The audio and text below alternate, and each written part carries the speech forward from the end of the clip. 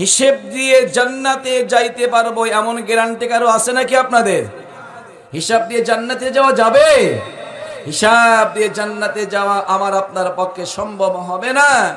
কিন্তু যেই নবী সুপারিশ করলে আল্লাহ তাআলা জান্নাতের মালিক বানিয়ে দিবেন, ওই নবীর প্রেমে মাতারা হয়ে সকলেই পড়ছে সাল্লাল্লাহু আলাইহি ওয়াসাল্লাম। মুহতারাম হাজিরিন, আমি আবারও জানতে চাই সকলেই কেমন আছেন আপনারা? আমাদের ভালো রেখেছেন কে? আপনারা এতগুলো মানুষ যদি আল্লাহর নামটা ইখলাস ওয়ালা দিল নিয়ে আল্লাহকে ভালোবাসার নিয়তে বলেন, আওয়াজ একটু জোরে হবে কি হবে না? সকলে আওয়াজ করে বলেন তো, এখানে আসা তৌফিক দিয়েছেন কে? কেউ যেটা দেখে না দেখে কে? কেউ যেটা পারে না পারে কে? কেউ যেটা দেয় না দেয় কে? এবং কেউ যেটা শোনে না একজন শোনেন, আওয়াজ করে বলেন তিনি কে? সেই রব বলেন, বান্দারা তোমরা দুনিয়াতে যখন কোরআনের বাগানের আওয়াজ পাইবা তোমরা সেখানে ধাফিত হয়ে যাও। কেন? বলে সেখানে আগমন করলে তোমাদের উপরে সাকিনা এবং রহমত নাজিল করা হয়। আল্লাহু আকবার বলেন। এত সুন্দর একটি মহতি আয়োজনে অনেকেই এখনো আপনারা আসেন নাই, কামারশোনবাসী। আমি শুরুতে একটি কথা বলেই আমি বায়ানি চলে যাব, সেটি হলো আজকে এমন একটি প্রতিষ্ঠানকে কেন্দ্র করে এত সুন্দর আয়োজন, বলে এই প্রতিষ্ঠানে আমাদের কেউ না কেউ কিন্তু ঘুমিয়ে রয়েছে, ঠিক না বলেন? দাদা দাদি, নানা নানি, প্রিয় মা অথবা বাবা, ভাই অথবা বোন, অথবা কারোর কলিজার টুকরা সন্তান বিদায় নিয়ে এই কবরস্থানে ঘুমিয়ে রয়েছেন। কথা বলেন না কেন আপনারা? কেউ না কেউ আমাদের মাঝখান থেকে বিদায় নিয়ে কবরে ঘুমিয়ে রয়েছে। আমি আপনি এদের সকলকে একটি বিষয় জানাইতে চাই, মেসেজ করতে চাই। আমরা যদি কাউকে হারিয়ে থাকি তাহলে কেন আজকের মাহফিলকে আমরা ডিনাই করছি, কেন আসছি না এখানে? আল্লাহর প্রিয় বান্দিরা যেখান থেকে আমার আলোচনা শ্রবণ করছেন, মাইকের আওয়াজ পাচ্ছেন, একটি বিষয় মনে রাখবেন, দয়া যদি করা যায় দয়া পাওয়া, ভালোবাসা যদি দেওয়া যায় ভালোবাসা পাওয়া যায়, করুণা করলে করুণা পাওয়া যায়, ভালোবাসা দিলে ভালোবাসা পাওয়া যায়, ইহসান করলে বিনিময়ে ইহসান পাওয়া যায়, দোয়া করলে যদি দোয়া পাওয়া যায়। আজকে যে মানুষগুলোকে হারিয়েছেন সেই মানুষগুলো আপনার মুখের দিকে চাতক পাখির মতো তাকিয়ে রয়েছে। আজকে এসে যদি আলেম ওলামার সাথে দোয়া করেন, আপনার সন্তান আপনার নাতি দূর থেকে তাকিয়ে দেখবে যে আমার বাবা আমার দাদার জন্য দাদির জন্য দোয়া করে, আমার বাবা আমার নানার জন্য নানির জন্য দোয়া করে।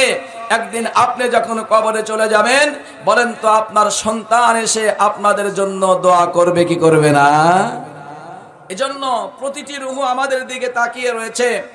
আমি মোস্ট ওয়েলকাম জানিয়ে সুস্বাগতম জানাই বিশেষ করে কামারশোনবাসীকে। আল্লাহ তাআলা সকলকে আজকের এই দোয়া মাহফিলে এসে কবরবাসীর রূহের মাগফিরাত কামনায় আলেম ওলামাদের সাথে একসঙ্গে হাত তুলে আল্লাহ তাআলা যেন দোয়া করা তৌফিক দেয়। আমরা সকলে জবান খুলে পড়ি আমিন।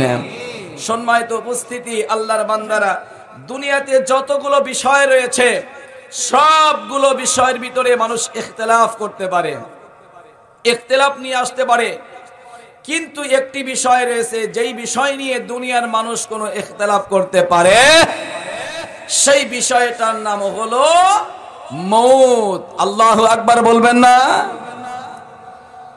প্রিয় মুসলমান ভাইরা রে আমার, কান লাগান। নবীজি বলেছেন, উম্মতেরা শোনো শোনো শোনো শোনো, হায়াতাকা ক্বাবলা মাউতিক, আমার উম্মতেরা মৃত্যু আসার পূর্বেই তোমরা হায়াতের মূল্যায়ন করে নাও। কারণটা হলো যখন মরণ হয়ে যাবে তোমার আমার তার দুনিয়ায় দাম থাকবে না। যদি আমলওয়ালা হতে পারো, নেক আমলওয়ালা হতে পারো, আপনার আমার দাম বাড়ায় দিবেন একজন। আওয়াজ করে বলেন তিনি কে? এই জন্য আল্লাহর বান্দারা কান লাগান। আল্লাহর এই জমিনে যে বলে আল্লাহ নাই কিন্তু সে বলে মরণ আছে, যে বলে নবীকে নবী বলে মানি না সে কয় মরণ আছে, যে কবরের আযাবকে মিথ্যা মনে করে সে বলে আমার একদিন মরণ আছে। যে কয় জান্নাত জাহান্নাম কোনো কিছুই নাই, সে কয় আমার একদিন মরণ আছে। যে কয় কবরে আযাব নাই, মিজান নাই, মিজানে ওজন করা হবে না নেকি আর বদি, পুলসিরাত নাই, সবাই কিন্তু এক বাক্যে স্বীকার করে আমাদের একদিন মরণ হবে, মরণ হবে, দুনিয়া ছেড়ে কবরে যাইতে হবে। আওয়াজ বন্ধ নয়, আওয়াজ কইরা কথা বলেন না ঠিক কিনা? এই জন্য দিনী ভাইরা আমার কান লাগান, একদিন কিন্তু দুনিয়ায় ছিলাম না, বর্তমানে আছি, একদিন দুনিয়ায় থাকবো না। আমি আপনি কিন্তু বিদায় নিয়ে কবরে চলে যাব। আওয়াজ করে কথা বলেন ঠিক কিনা? তবে কামার শুনবাসী কান লাগান, কোন দিন কোন সময় আমি আপনি মারা যাব এটা কিন্তু আমার আপনার জানা নাই। আল্লাহর বান্দারা হঠাৎ করে আমি আপনি দুনিয়ার জমিন থেকে বিদায় নিয়ে চলে যাব। এই দুনিয়া এত সুন্দর করে স্থাপন করতে গিয়া যেই মানুষটির মাধ্যমে আল্লাহ রাব্বুল আলামিন এত সুন্দর আয়োজন করেছেন, যেই মানুষটিকে সৃষ্টি না করলেন আল্লাহ রাব্বুল আলামিন এত সুন্দর আয়োজন করতেন না, তিনি আমার আপনার পয়গম্বর বিশ্ব নবী সাল্লাল্লাহু আলাইহি ওয়াসাল্লাম। সেই মানুষটি মাত্র 63 বছর জিন্দেগি পার করার পরে আল্লাহর ডাকে সাড়া দিয়ে আল্লাহর মেহমান হয়ে ঘুমিয়ে রয়েছেন মদিনা মুনাওয়ারায়। আওয়াজ করে কথা বলেন ঠিক কিনা? যেই মানুষটিকে আমার প্রিয় ভাইয়েরা আল্লাহ রাব্বুল আলামিন যেই মানুষটিকে কেন্দ্র করে এত সুন্দর আয়োজন করলেন, সেই বিশ্ব নবী তো দুনিয়ার জমিন থেকে বিদায় নিয়ে চলে গেল। আমি আপনিও তো একদিন চলে যাব, কিন্তু আমি আপনি কি নিয়ে সামনে অগ্রসর হয়ে যাচ্ছে আল্লাহর বান্দারা, কি নিয়ে আমি আপনি প্রস্তুতি গ্রহণ করতেছে আমার প্রিয় ভাইয়েরা? আল্লাহর বান্দা বান্দিরা কানটা খুলে শুনিয়ে রাখেন। ওই কবরে যাওয়ার আগে বলেন তো ঈমান এবং আমল তৈয়ার করে কবরে সামান্য কবরে যাওয়ার দরকার আছে না নাই? হঠাৎ করে আমার আপনার মৃত্যু হয়ে যাবে, কোন সময় কোন জায়গায় মরণ হবে আমি আপনি জানি না। আল্লাহর বান্দারা এই তো গতকাল আল্লাহর বান্দার একটা জানাজায় চলে গেলাম, আমার বাইরারে আলোক দিয়ার চলে গিয়েছিলাম, এই যে ভায়াটের পাশে আলোক দিয়ারা। আল্লাহর এক বান্দা বয়স মাত্র 40 অথবা 42 বছর বয়স হবে। 5-7 দিন আগে তারাস বাজারে আমার সাথে দেখা হইল। আল্লাহর বান্দা ইয়াং মানুষ আমাকে ডাক দেয়া কয়, ভাই এসেছি মসজিদের আমি রড কেনার জন্য। আল্লাহর এক বান্দা 2 লক্ষ টাকা দিয়েছে, রড কিনে নিয়ে যাব, মসজিদের ছাদ পারবো। আল্লাহর বান্দারা কত খুশি মনের ভিতরে। গতকালের আগের রাত্রে বেলা রাত 10টা পর্যন্ত মসজিদের জন্য কালেকশন করেছে। আল্লাহর বান্দা এলাকার মানুষগুলোকে নিয়ে মাশারা করেছে, আগামীকাল সকালবেলায় অমুক পাড়ায় যাব, অমুক মহল্লায় যাব, না খেয়ে আমরা সবাই মহল্লায় চলে যাব, বাড়ি থেকে বের হয়ে যাব। আল্লাহর বান্দা এইটা বলে রাত 10টা পর্যন্ত বিভিন্ন জায়গাতে কালেকশন করেছে। আর আগামীকাল সকালবেলা কোন জায়গায় গিয়া কোন মহল্লাতে কালেকশন করবে আল্লাহর বান্দা এটাও জানিয়েছে। আল্লাহর বান্দা সবার সাথে মাশারা কইরা বাড়িতে চলে গেছে না। এশার নামাজটা পড়িয়া বাড়িতে যাওয়ার পরে বিবির কাছ থেকে খানা খাইয়া আল্লাহর বান্দা বিছানায় ঘুমায় গেছে। আল্লাহর বান্দা জানে না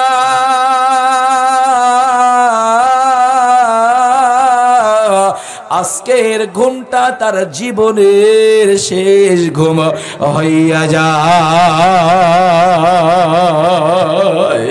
আল্লাহর বান্দা বিছানায় যখন ঘুমায় গেছি, এ বাবারা দিল দিয়ে শুনিয়া রাখো, মাত্র 7 দিন হলো তার একটা সন্তান সেনাবাহিনীতে জব তার হয়েছে, চাকরি হয়েছে। 7 দিন হলো তার বড় সন্তানটা সেনাবাহিনীতে চাকরি হয়েছে, চলে গেছেন ট্রেনিং এ।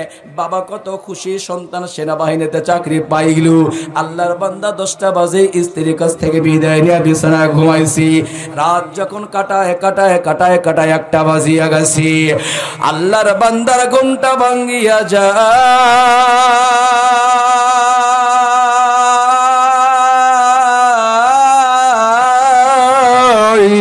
পাশের স্ত্রীকে ডাক দিয়া কয়, স্ত্রী রে আমার বুকের ভিতরে একটু ব্যথা লাগতেছে, ব্যথা করতেছে, আমার কেমন যেন লাগতেছে।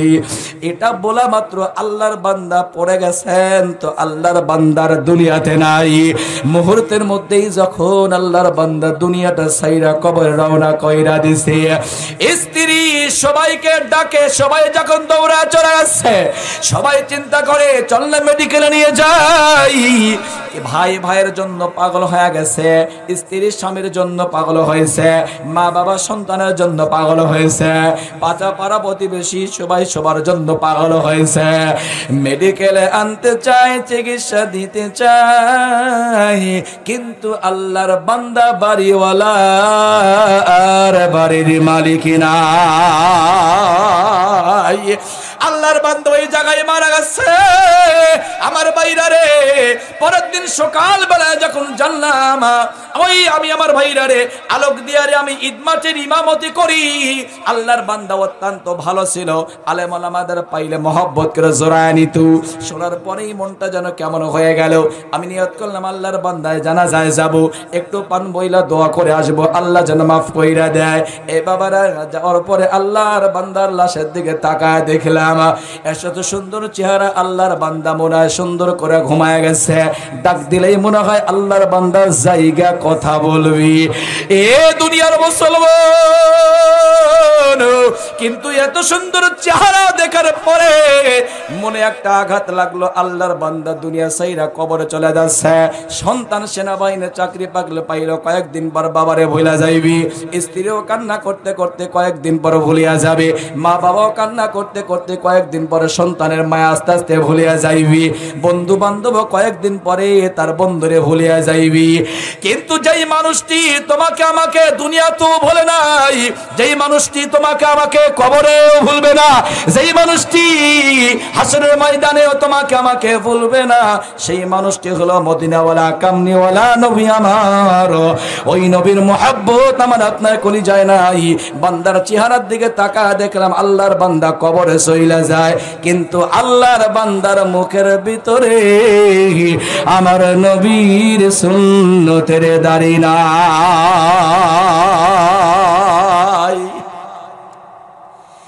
এক আমার শুনে বাবারা একটু আওয়াজ দিবা। যদি আমি দুনিয়াতে কাউরে মহাব্বত করি, ভালোবাসি, ডাক দিয়া কয় তোমারে ভালোবাসি, আমি তোমার দলের কর্মী, আমি তোমার একজন ভক্ত, দেখা যায় ওই মানুষটির পোশাক আমার ভালো লাগে, ওই মানুষটির চুলের কাটিং আমার ভালো লাগে, ওই মানুষটির কাজ করব আমার ভালো লাগে। দেখা যায় যদি কেউ কারোর ভক্ত হয় তার পোশাকের মতো বানায় নেয়। এক আমার শুনে এলাকার বাবারা, তুমি যদি নবীর মহাব্বত করো, বলো তো নবীর সুন্নত নিয়ে কবরে যাওয়ার দরকার আছে না নাই? তুমি যদি নবীর মহাব্বত করো, নবীর সুন্নত নিয়ে যদি কবরে যাইতে পারো, ওই কবরে কেউ যদি তোমার বন্ধু না হবে, বলো মদিনাওয়ালা কামলেওয়ালা তোমার আমার বন্ধু কবরে হবে কি হবে না? এই জন্য শেষ কথা হলো, ওই কবরে যাওয়ার পরে আমি আপনি কি অবস্থায় থাকবো জানি না। ছোট্ট একটা আমল দিয়া বয়ানটা শেষ কইরা বিদায় নিয়ে চইলা যায়। ওই নবীর নামটা আমরা অনেক সময় শুনি আজানের মাধ্যমে, অনেক সময় আমরা অনেকেই কই মুহাম্মাদুর রাসূলুল্লাহ সাল্লাল্লাহু আলাইহি সাল্লাম। এই দোয়াটুকু আমরা পড়ি না, এই দরুদটাও আমরা পড়ি না। আল্লাহর বান্দারা কামাল শুনবাসী ছোট্ট একটা আমল দিয়া যায়, নবীর শানে যারা দরুদ পড়বে আমার আল্লাহ তাদের ইজ্জত আর সম্মান দুনিয়াতে বাড়ায়া দিবে, কবরেও আমার আল্লাহ ইজ্জত আর সম্মান বাড়ায়া দিবে। আওয়াজ বন্ধ নাই, জোরে বলা যায় নাকি একবার সুবহানাল্লাহ? নবীর নাম শুনলে আমরা কি পড়বো? আরো জোরে বলেন। যারা বললেন না বলার রেডি হন। কি বান আমি আপনাদের দিচ্ছি, আজানের ভিতরে নবীর নাম শোনার পরে দরুদ নাই, নবীর নাম এমনিতে শুনলে দরুদ নাই। আমি আপনি দরুদ পাই না, কিন্তু রব্বে কারীম কাবার মালিক আল্লাহ 24 ঘন্টা তার হাবিবের উপরে দরুদের হাদিয়া পাঠায় দেয়। আল্লাহ তাআলার তো কাজ নাই, কিন্তু একটা কাজ, সে কাজটা কি বলে আল্লাহ বলেন আমি 24 ঘন্টা আমার নবীর প্রতি দরুদ পড়ি। সুবহানাল্লাহ বলেন না? মরক্কোর জমিনে, মরক্কো একটি ইসলাম কান্ট্রি দেশ আমার প্রিয় ভাইয়েরা, ওই মরক্কোর জমিনে আল্লাহর এক বান্দার নাম মুহাম্মদ ইবনে সুলাইমান জাজুলি রাহমাতুল্লাহি আলাইহি, নবীর শানে পাগল হইয়া জিন্দেগিটাই কাটায় দেয় নবীর সুন্নতের উপরে। আর যখনই সময় পায় জবান বন্ধ না রাইখা পড়ে সাল্লাল্লাহু আলাইহি ওয়াসাল্লাম, এই আমলটা করে। আর আমলটা সে শেখে ছোট্ট একটা মেয়ের কাছ থেকে। ওই মেয়ে শিখায়, আমার মা আমারে শিখাইছে। আর ওই ছোট্ট মেয়ে আল্লাহর বান্দা মুহাম্মদ ইবনে সুলাইমান জাজুলিকে এই আমলটা শিখায় দেয়। আমলের বরকতে আমার আল্লাহ দুনিয়াতে ইজ্জত দেয়, কবরে শান্তির ব্যবস্থা কইরা দেয়। কেমন আমল? তার জীবনেতে দেখে আল্লাহর বান্দা একদিন বের হয়েছেন জমিনে বের হইয়া চলতে চলতে চলতে চলতে মরুর মধ্যে চলে গেছেন। সূর্যের কিরণ পইরা বালুগুলো গরম হয়ে গেছে। আল্লাহর বান্দা চলতে চলতে ক্লান্তর মতো হয়ে গেছেন। নামাজের সময় হয়ে গেছে। আল্লাহর বান্দা নামাজ পড়বেন, কিন্তু তাকায় দেখে সামনে ডানে বামে পিছনে কোনো পানির ব্যবস্থাই দেখা যায় না। আল্লাহর বান্দারা পানি যদিও না থাকে নামাজ কি সারা যাবে? জোরে বলেন সারা যাবে? পানি নাই, তায়াম্মুম কইরা তুমি সুন্দর কইরাও নামাজ পড়িরা নাও। আল্লাহর বান্দা বান্দিরা যেখানে মাটিও নাই পানিও নাই নামাজ সারা যাবে না, ওই দিকে আমি বয়ান করতে চাই না। আল্লাহর বান্দা ডানে বামে সামনে পিছনে কোনো পানির ব্যবস্থা দেখতে না পেয়ে আর একটু সামনে অগ্রসর হয়ে যায়। নামাজও পড়বো, তৃষ্ণা আমার লেগে গেছে, একটু পানি পাইলে ভালো লাগবে। আল্লাহর বান্দা বরকরে জমিরে মুহাম্মদ ইবনে সুলাইমান জাজুলি রাহমাতুল্লাহি আলাইহি আরেকটু সামনে হেঁটে যায়। যাওয়ার পরে নজর কইরা দেখে পাশে একটা কূপ দেখা যায়। আল্লাহু আকবার বলেন। আপনি ঘুমাইছেন, ঘুমায়া গেছেন? কারা কারা ঘুমাইছেন হাত দেখান তো। হ্যাঁ কি ভাই? হ্যাঁ জোশে হাত উঠে গেছে। ঘুমান নাই কারা? হাত দেখান তো। দুই হাত দেখাইবেন, দুই হাত নাড়াচাড়া দেন। যেন হাত তুললে হুশি মানে রাখতে হবে করে লিল্লাহি তাকবীর। অনেকে হাত উঠায় নাই, আপনাদের কি অবস্থা? মারহাবা একটু দেন না। লিল্লাহি তাকবীর, নারে তাকবীর। আল্লাহর বান্দা দূরে একটু গিয়া দেখে একটা নলকূপ দেখা যায়। আমাদের এলাকায় অনেক আগের কথা বলছি, আমি ছোট সময় দেখতাম আমার ভাদাস গ্রামে একটা কূপ ছিল মধ্যপাড়াতে। কুয়া ওই কুয়ার পানি দিয়া এলাকা সব মায়েরা এসে নিয়ে যাইতো, আর প্রত্যেক বাড়িতে রান্না বান্না হইতো। কথা বলেন না কেন আপনারা? সাবমার্সিবল তো কয়েকদিনের আবিষ্কার, টিবারই তো প্রত্যেক বাড়ি ছিল না। কথা বলেন না কেন আপনারা?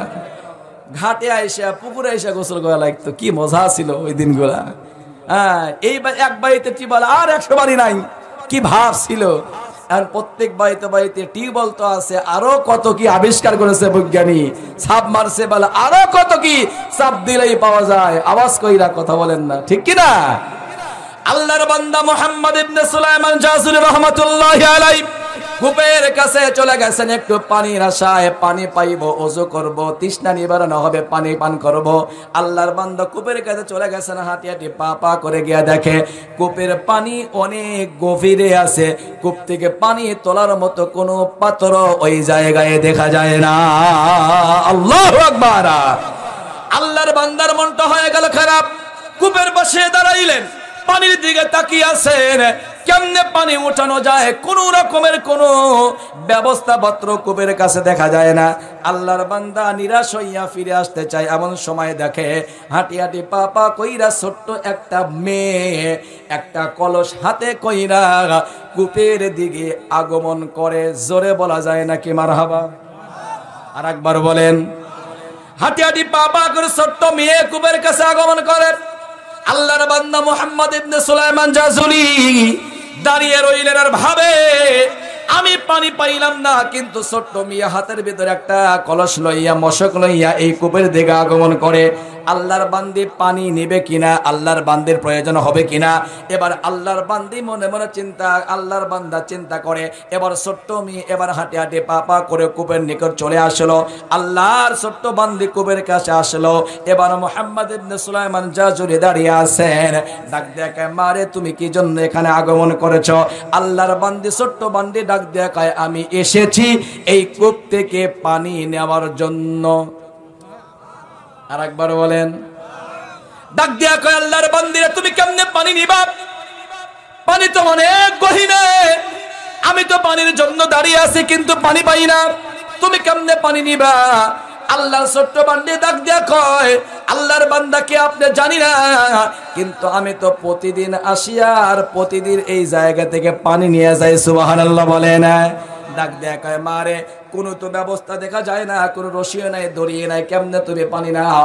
আল্লাহর ছোট্ট বান্দি ডাক দেয়া কয়, আল্লাহর বান্দা শোনেন, আমি যখন বাড়ি থেকে বের হই মা আমারে একটা দোয়া শিখায় দেয়, মারে এই দোয়া পড়তে পড়তে কূপ পর্যন্ত যাইবি। আর আমার মা একটা কাগজে কি যেন লেখা আমার হাতের ভিতর দিয়া বলে, মারে এই দোয়া পড়তে পড়তে কূপের কাছে যাইবি, যাওয়ার পরে এই যে লেখা কাগজটা কূপের ভিতর ফেলে দিয়ে বলবি, আসমানের মালিক আল্লাহ, এই কাগজের ভিতর যেই মানুষটির নাম লেখা আছে ওই মানুষটির উসিলায় তুমি আমারে পানির ব্যবস্থা কইরা দাও, নিচের পানিটা তুমি উপরে উঠাইয়া দাও। আল্লাহ পারে? আপনারা কথা বলেন, আল্লাহ কি পারে? নিচের পানি উপরে উঠা দেখে আল্লাহর বান্দি কি আমল শিখাইবে আল্লাহর বান্দাকে, মুহাম্মদ ইবনে সুলাইমান জাজুলিকে। আর এই আমলটা শিখা ওই দিন থেকে নিয়াত করে জীবনে যে কয়দিন বাঁচবো আমলটা ছাড়বো না। আল্লাহর বান্দা আমল কইরা মারা যায়, আল্লাহর বান্দাকে কবরে দাফন করা হয় 70 বছর পরে। ইতিহাসের কিতাবে লেখা আছে 70 বছর পরে আল্লাহর বান্দা মুহাম্মদ ইবনে সুলাইমান জাজুলির কবর যখন ভেঙে গেছে, মরক্কোর জমিনের মানুষগুলো কবরটা সুন্দর করে মেরামত করতে গিয়া তার লাশের দিকে তাকায় দেখে 70 বছর আগে যেই কাফনে দাফন করেছে ওই কাফন এখনো চকচকে সাদা কবরের ভিতর রয়ে গেছে।